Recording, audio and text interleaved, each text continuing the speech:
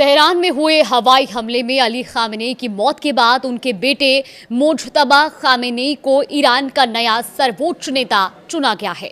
नमस्कार, आप देख रहे हैं न्यूज़ 18 का डिजिटल प्लेटफॉर्म और मैं हूं आपके साथ जागृति खंतवाल। ईरान के सर्वोच्च नेता अली खामेनेई की हवाई हमले में मौत हो गई और इसके बाद उनके बेटे मुज्तबा खामेनेई को देश का नया सर्वोच्च नेता चुन लिया गया है।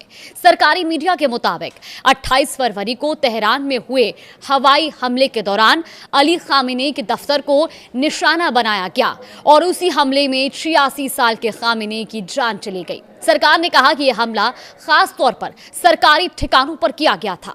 इस घटना के बाद ईरान में 40 दिन के राष्ट्रीय शोक का ऐलान किया गया और साथ ही 7 दिन सार्वजनिक छुट्टी भी घोषित की गई। देश भर में सुरक्षा बढ़ा दी गई है। बड़े शहरों और सरकारी इमारतों के बाहर अतिरिक्त सुरक्षा बल भी तैनात किए गए हैं। चलिए आपको बताते हैं कि आखिर मुज्तबा खामेनेई कौन है। दरअसल मुज्तबा खामेनेई का जन्म 1969 में मशहद शहर में हुआ था और उन्होंने धार्मिक माहौल में शिक्षा पाई।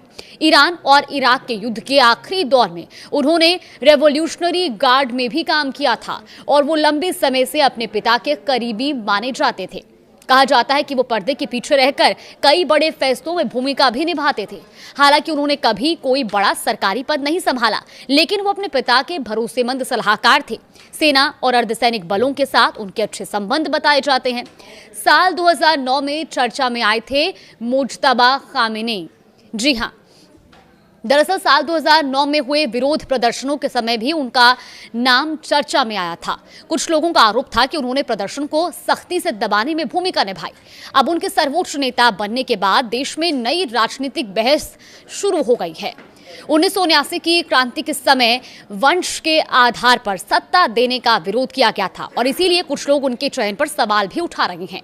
फिलहाल सैन्य समर्थन के कारण मुज्तबा खामेनेई को मजबूत नेता माना जा रहा है। ऐसे में आने वाले दिनों में ये साफ होगा कि उनका नेतृत्व देश को किस दिशा में लेकर जाता है।